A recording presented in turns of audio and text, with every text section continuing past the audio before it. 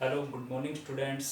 Welcome to again Saraswati senior secondary school Gudiyani की तरफ से हम नेक्स्ट जो आज पार्ट लेकर आए हैं वो आपके पास है part 5 chemical bonding and molecular structure. आज हम जो टॉपिक डिस्कस करेंगे वो होगा हमारे पास डायपोल मोमेंट और एक टॉपिक देखेंगे। डायपोल मोमेंट को कंप्लीट करते हैं पहले, फिर फजान रूल देखेंगे। ठीक है, तो ये स्टार्ट करते हैं हम आज का टॉपिक।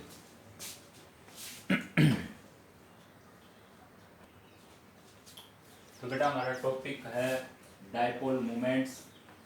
मैं आपका केमिस्ट्री ट्यूटर आपके साथ। आज हम टॉपिक जो डिस्कस करने जा रहे हैं वो आपके पास है डायपोल मोमेंट। तो सबसे पहले बेटा डायपोल मोमेंट को हम इस सिंबल से रिप्रेजेंट करते हैं। इस सिंबल को ऐसे यू करके और एक ऐसे नोटेशन देना है। ठीक है, ये डायपोल मोमेंट का सिंबल है।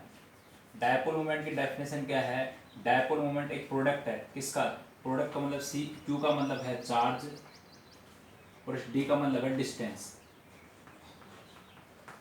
डिस्टेंस बिटवीन जो आपके पास सेंटर ऑफ टू एटम या 3 भी एटम हो सकते हैं, तो उनके बीच का जो डिस्टेंस है वो डी डिस्टेंस है। ये क्यू क्या है? चार्ज है। तो वही बताया हमने, it is the product of charge and distance between the centre of charge. Distance between the centre of charge, अगर इन दोनों चीज़ का मल्टीप्लाई कर देते हैं तो हमारे पास क्या आता है? Dipole moment. और उस डायपोल मोमेंट को हम लिखते हैं डी बाई से, या इसको डी सिंबल से रिप्रेजेंट करते हैं डी बाई, या इसको डी से रिप्रेजेंट करते हैं ऐसे कैपिटल डी से।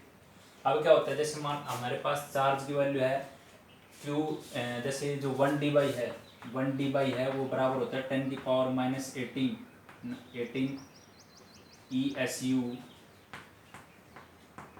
सेंटीमीटर।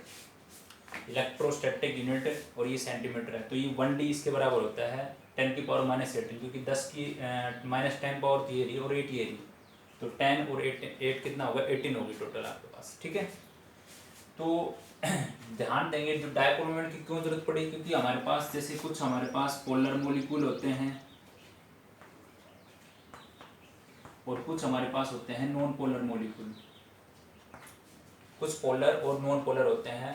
अब पोलर मोलिक्यूल्स मतलब कैसे? क्योंकि जैसे मानो मैंने लिख दिया ऐसे HF, तो यहाँ पे इलेक्ट्रोनेगेटिविटी इस F की ज़्यादा है, तो इसको हम ऐसे नोटेशन करेंगे। और दूसरे एक बात ध्यान रखेंगे, डायपोल मोमेंट एक वेक्टर क्वांटिटी है।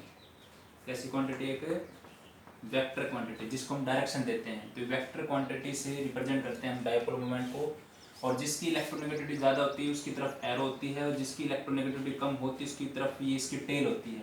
हेड जो है जिसकी इलेक्ट्रोनेगेटिविटी ज़्यादा उधर होता है, और जिसकी इलेक्ट्रोनेगेटिविटी ज़्यादा होती है उस पर स्लाइडली नेगेटिव चार्ज दिखाते हैं, और जिसकी इलेक्ट्रोनेगेटिविटी कम होती है उस पर स्लाइडली पॉजिटिव चार्ज रिप्रेजेंट करते हैं।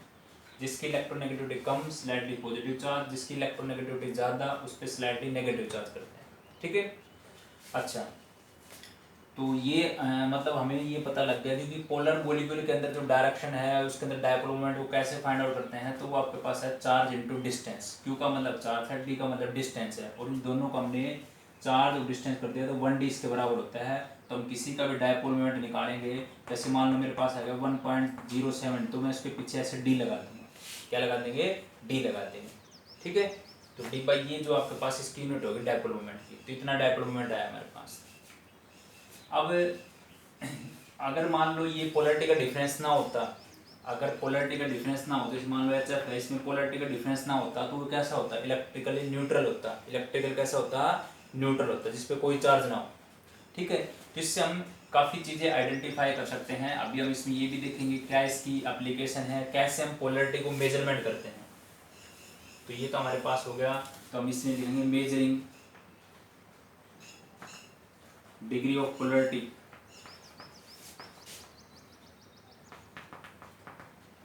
जैसे हमारे पास स्टार्टिंग में डायटोमिक मॉलिक्यूल,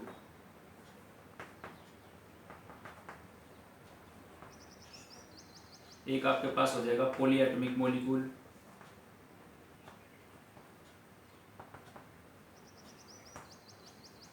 अगर हम बात करते हैं पॉलीएटॉमिक मॉलिक्यूल में तो हम इसको दो टाइप से डिवाइड कर देंगे। एक सिमेट्रिकल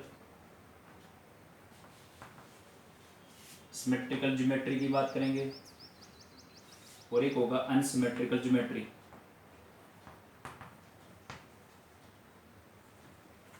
ध्यान देंगे, पॉलीएटॉमिक मॉलिक्यूल के अंदर हम इसको दो टाइप से डिवाइड कर दिया, सिमेट्रिकल और अनसिमेट्रिकल के अंदर।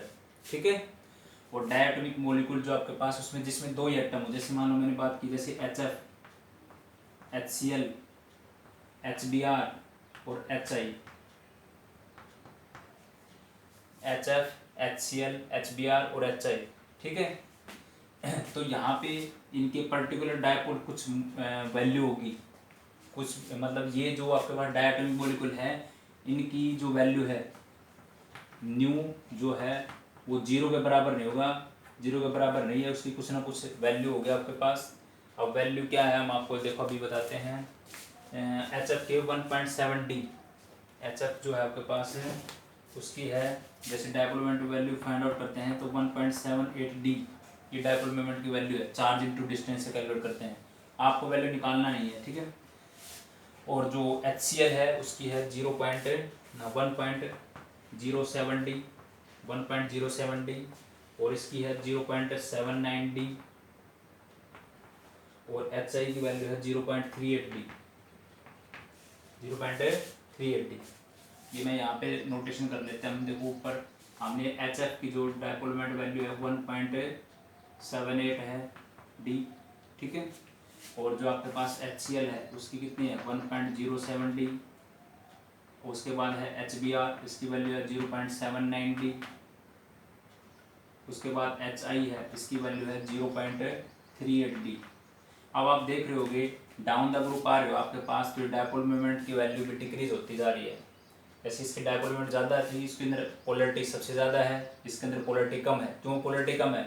क्योंकि डाउन द ग्रुप आ रहे हैं हमें तो इलेक्ट्रोनेगेटिविटी डिक्रीज हो रही है, डाउन द ग्रुप आ रहे हो तो इलेक्ट्रोनेगेटिविटी क्या हो रही है आपकी डिक्रीज, क्योंकि सबसे ज़्यादा मोस्ट इलेक्ट्रोनेगेटिव एलिमेंट कौन है फ्लोरीन है, फिर उसके बाद उससे कम क्लोरीन, उससे कम ब्रोमीन, उससे कम आयोडीन। जब यहाँ पे इसकी इलेक्ट्रोनेगेटिविटी कम होगी तो इसका मतलब इसके अंदर पोलरिटी कम होगी, और पोलरिटी कम होगी इसके लिए उसकी डायपोल मोमेंट की वैल्यू क्या आ रही है कम आ रही है आपके पास। पोलरिटी कम डायपोल मोमेंट की वैल्यू कम, पोलरिटी ज़्यादा डायपोल मोमेंट की वैल्यू भी ज़्यादा, ठीक है। तो ध्यान रखेंगे जो भी हमारे डायटोमिक मॉलिक्यूल हैं और इनके अंदर दो मॉलिक्यूल उनके इलेक्ट्रोनेगेटिविटी का डिफरेंस है तो उनकी जो मतलब वैल्यू जो आएगी डायपोल मोमेंट की वैल्यू आएगी वो जीरो नहीं होगी आपके पास, तो इसके कुछ ना कुछ डायपोल मोमेंट की वैल्यू आएगी आपके पास, कुछ ना कुछ डायपोल मोमेंट की वैल्यू आएगी आपके पास, ठीक है। अभी हम जैसे पॉलीएटॉमिक मॉलिक्यूल के बारे में डिस्कस करते हैं कि पॉलीएटॉमिक मॉलिक्यूल को कैसे बताएंगे आप देखो पॉलीएटॉमिक मॉलिक्यूल में मैंने सिमेट्रिकल, ज्योमेट्रिकल और अनसिमेट्रिकल के बारे में बात की है। सिमेट्रिकल ज्योमेट्री मतलब वो जो रेगुलर ज्योमेट्री होती है,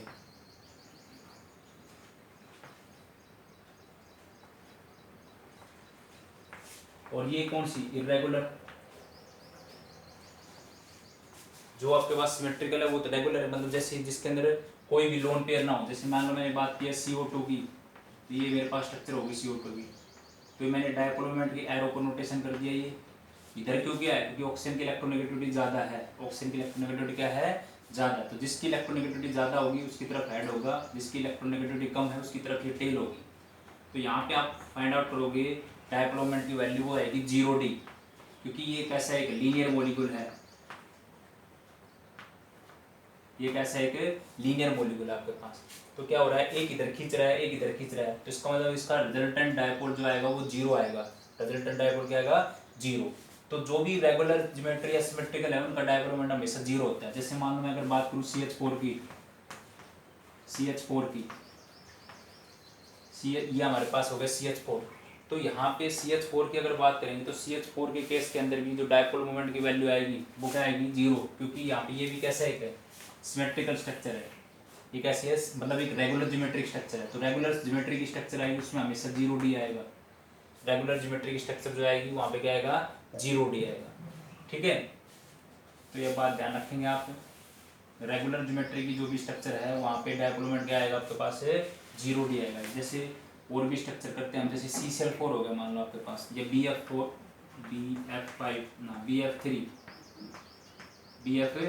तो इसका मतलब फ्लोरीन की इलेक्ट्रोनेगेटिविटी ज़्यादा है, फ्लोरीन की इलेक्ट्रोनेगेटिविटी ज़्यादा है तो उसकी तरफ एरो आ गया आपके पास। तो यहाँ पे भी क्या आएगा जो रिजल्टेंट डायपोल आएगा वो क्या आएगा 0 आएगा, क्योंकि ये भी कैसी है सिमेट्रिकल है, कैसी स्ट्रक्चर है सिमेट्रिकल रेगुलर ज्योमेट्री है आपके पास, जैसे कैसी ट्रायंगल बन रही है ना इसके अंदर, तो ट्रायंगुलर प्लेनर बोलते हैं इसको, तो BF3, तो जितनी भी सिमेट्रिकल स्ट्रक्चर है उनके अंदर जो डायपोल मोमेंट की वैल्यू 0 आएगी। जैसे मान लो अगर मैं करूँ CCl4, ये बन गया CCl4, CCl4, CCl4, तो क्लोरीन की ज़्यादा है,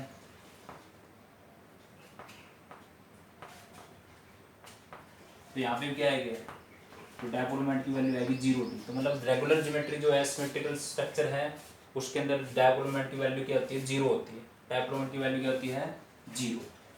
अब हम ऐसे देखेंगे भी ऐसी कौन सी जो स्ट्रक्चर है जो इरेगुलर होती है, इरेगुलर वाले की बात करते हैं। इरेगुलर वाले कौन सी, जैसे मान लो मैंने बना दिया वाटर की स्ट्रक्चर के बारे में बात करते हैं हम, ऐसे होते हैं ना लोन पेयर, तो यहाँ पे इसकी तरफ आएगा, इसकी तरफ आएगा, तो इन दोनों का जो रिजल्टेंट है वो इधर आएगा, इन दोनों का जो एड रिजल्टेंट आएगा वो इधर आएगा। तो इसका मतलब यहाँ पे 0D से कुछ ना कुछ वैल्यू आएगी इसकी, मतलब डायक्रोमेंट 0 नहीं होगा यहाँ पे, क्योंकि ये स्ट्रक्चर कैसी है, ये एक इरेगुलर ज्योमेट्री है जिसको हम बैंड शेप या वी शेप बोलते हैं। तो ये इरेगुलर ज्योमेट्री है, इसलिए डायपोलोमेट की वैल्यू 0 से ज़्यादा। आप वैल्यू आपको याद नहीं करनी इनकी, क्योंकि वैल्यू ऐसे तो बहुत ज़्यादा हो जाएंगी, बट आपको ये याद रखना है कि इसकी डायपोलोमेट वैल्यू 0 ज़्यादा है। जो स्ट्रक्चर इरेगुलर है उसकी वैल्यू 0 से ज़्यादा मतलब कुछ भी हो सकती है, ठीक है। या मान लो मैं अगर बात करता हूँ NH3 की, देखो एक स्ट्रक्चर और बनाते हैं, ये हो गया NH3 आपके पास, तो ये नाइट्रोजन की इलेक्ट्रोनेगेटिविटी ज़्यादा है हाइड्रोजन से, तो इसकी तरफ एरो आएगा ऐसे। और अभी हमने बताया था डायपोलोमेट कैसा है, वेक्टर क्वांटिटी है, तो इसका रिजल्टेंट ऐसे आएगा। तो इसका मतलब यहाँ पे भी म्यू की जो वैल्यू है 0D से कुछ ना कुछ ज़्यादा है, तो यहाँ पे भी 0 नहीं है, क्योंकि ये स्ट्रक्चर कैसी है, इरेगुलर स्ट्रक्चर है, ये भी कैसी थी, इरेगुलर स्ट्रक्चर थी। तो इरेगुलर स्ट्रक्चर के अंदर डायपोलोमेट की वैल्यू 0 से कुछ ना कुछ ज़्यादा होते हैं, आपके पास 0 नहीं मिलेगा आपको कभी, ठीक है।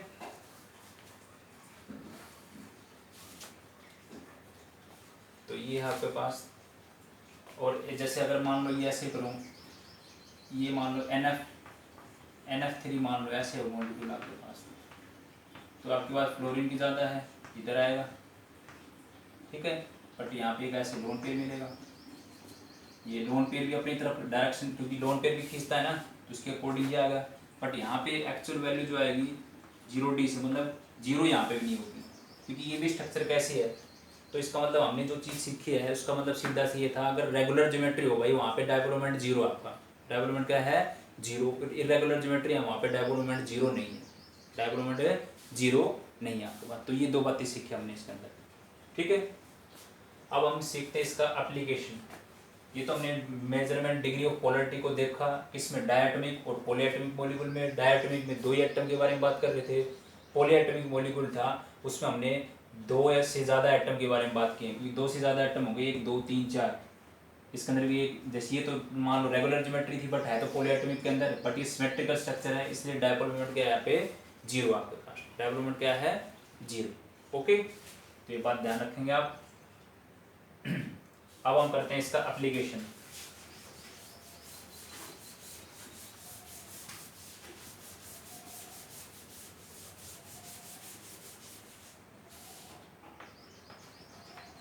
कि जो हमने डायपोल मोमेंट सीखा है उसका क्या एप्लीकेशन है।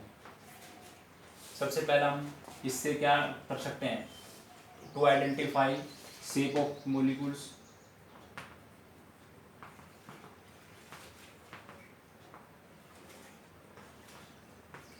शेप ऑफ मॉलिक्यूल्स, हम शेप ऑफ मॉलिक्यूल को आइडेंटिफाई कर सकते हैं कैसे भाई, सीधा सा मतलब यही है, अगर ये म्यू की वैल्यू 0 है, म्यू की वैल्यू कैसी है 0 आपके पास, अगर 0 आ रही है तो 0 किस में आती है, 0 आती है हमारे पास किस में, रेगुलर ज्योमेट्री में। तो पता लग गया भाई रेगुलर ज्योमेट्री है, डायपोलोमेट वैल्यू 0 है। अगर म्यू की वैल्यू नॉट इक्वल टू 0 है तो वो कौन सी है, इरेगुलर है। पता लग गया भाई रेगुलर इरेगुलर ज्योमेट्री के बारे में। To distinguish between cis and trans isomer, इस डायप्रोमेट से हम सिस और ट्रांस को आइडेंटिफाई कर सकते हैं। जैसे मैंने लिखा सिस ब्यूटुइन, ब्यूटुइन, और एक मैंने लिखा ट्रांस ब्यूटुइन, एक ट्रांस टू ब्यूटुइन। जैसे देखो ब्यूट का मतलब कार्बन की संख्या 4, ठीक है, वैसे लिखता हूँ जैसे ब्यूटुइन CH3 CH double bond CH CH3, ये होगा मेरे पास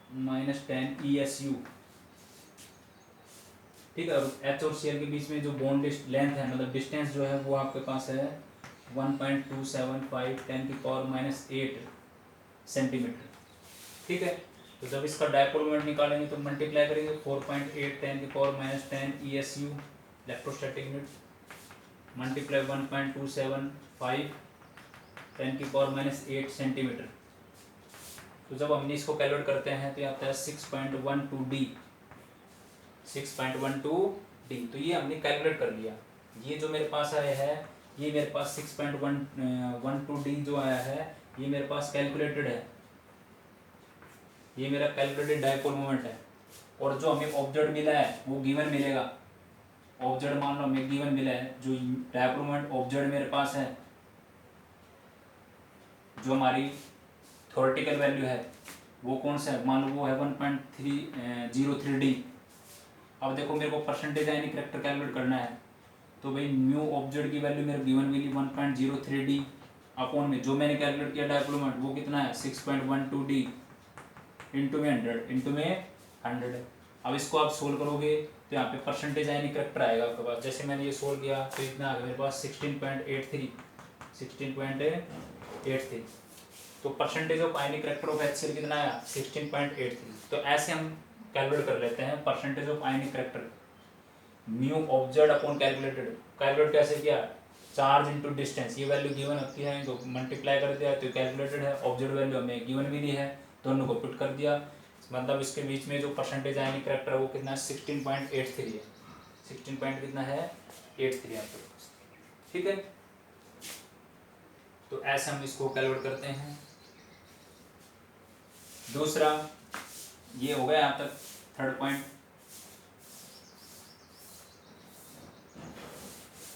उसके बाद नेक्स्ट में हम इसमें जैसे अगर मान लो कोई डाई सब्स्टिट्यूटेड कंपाउंड हो, जैसे मान लो मैंने ऐसे लिख दिया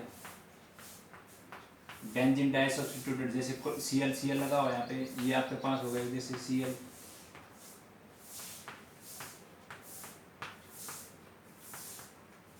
ठीक है।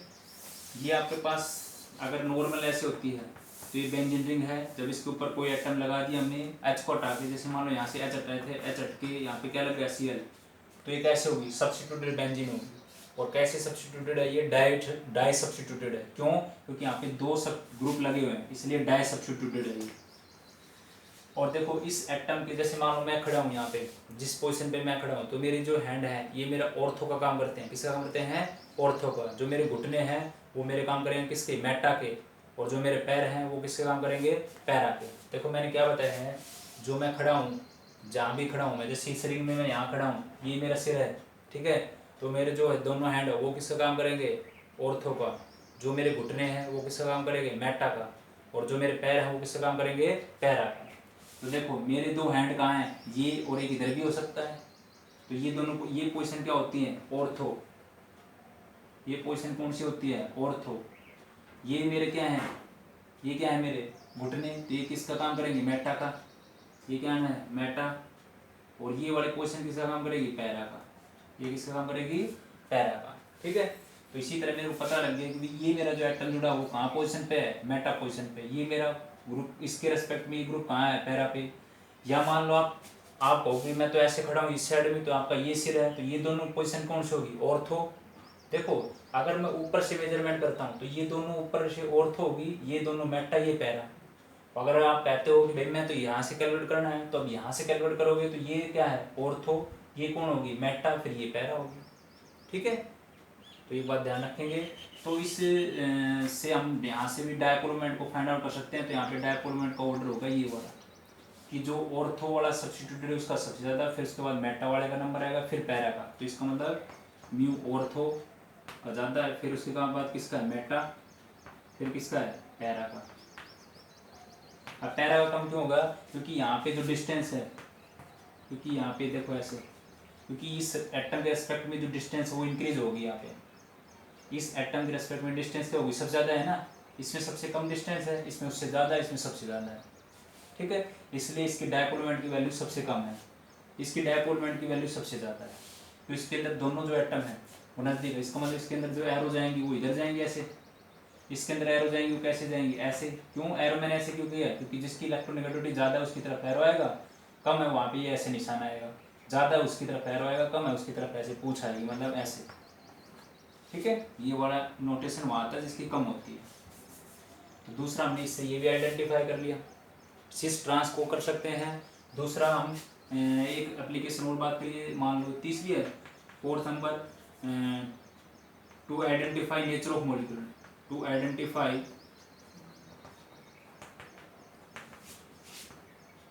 Nature of a molecule. इससे हम ये भी फाइंड आउट कर सकते हैं नेचर ऑफ मॉलिक्यूल, मतलब हम ये पता कर सकते हैं भाई वो कैसा है, पोलर है या नॉन पोलर है, पोलर है या क्या है, नॉन पोलर है। To identify polar and non polar, क्योंकि ध्यान रखना, देखो ये तो हमारे पास हो गया ये वाली बात, ये समझ में आ गई। मैं जहाँ खड़ा हूँ मेरे दोनों पैर, दोनों हाथ हैं वो ऑर्थो, पैर घुटने हैं वो मेटा, और पैर जो है वो पैरा हो गया आपके पास। ठीक है, अब हम करते हैं इसके नेचर कैसे, मतलब भाई देखो, क्योंकि ये होता है कि पोलर मॉलिक्यूल जितना होगा ना वो डायरेक्टली प्रोपोर्शनल होता है डायपोल मोमेंट के।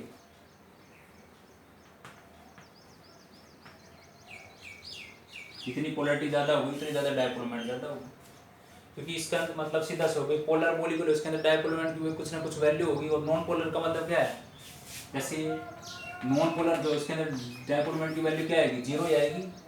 नॉन पोलर जो मॉलिक्यूल है उसके अंदर डायपोल मोमेंट की वैल्यू क्या आएगी, जीरो। इसका मतलब क्या हुआ, जो हमारे पास रेगुलर ज्योमेट्री, इसका मतलब सीधा से निकल के आया कि जो रेगुलर ज्योमेट्री का या लीनियर मॉलिक्यूल है, जैसे मान लो अभी मैंने स्ट्रक्चर की थी CO2 की, ये लीनियर स्ट्रक्चर है, तो यहाँ पे डायपोल मोमेंट क्या है, जीरो है। डायपोल मोमेंट क्या है, जीरो है। तो इसका मतलब क्या हुआ, जो आपके पास नॉन पोलर में कौन आ गया, जैसे लीनियर मॉलिक्यूल हो गया आपके पास या रेगुलर ज्योमेट्री के हो गए, वो कैसे आएंगे, नॉन पोलर में। और पोलर में कौन आ गया आपके पास, पोलर के अंदर जिसके अंदर पोलरिटी आएगी, दो पोलरिटी हो, ठीक है, क्योंकि इसके अंदर तो म्यूचुअल कैंसिल आउट हो जाती है, जीरो हो जाता है ये तो देखो हमने क्या क्या सीखा एप्लीकेशन के अंदर, इससे हम नेचर ऑफ मॉलिक्यूल को फाइंड आउट कर सकते हैं, भाई पोलर है नॉन पोलर। जैसे मैं यहाँ पे एग्जांपल देना चाहूँ तो देखो HF, ये मेरे पास कौन है, पोलर मॉलिक्यूल। और अगर मैं यहाँ पे लिखना चाहूँ BeF2 या CO2, वो किसका एग्जाम्पल हो जाएगा, नॉन पोलर। अगर CO2 या BeF2 दो मैं या CH4 भी लिखूँ तो वो नॉन पोलर में आएगा। पोलर में कौन है, HF हो गया, HCl हो गया, HBr हो गया आपके पास, या NH3 हो गया, NH3 आ गया आपके पास, या क्या आ गया, HF आ गया, HCl आ गया। ये सब किस में आएंगे, ये सब किस में आएंगे आपके पास, है पोलर के अंदर आएंगे, और नॉन पोलर में ये हो गया आपके पास। ओके, तो ये हमने सीख लिया डायपोल मोमेंट के एप्लीकेशन और क्या होता है डायपोल मोमेंट। तो आई थिंक यहाँ तक की सारी बातें आपको क्लियर आउट हो गई।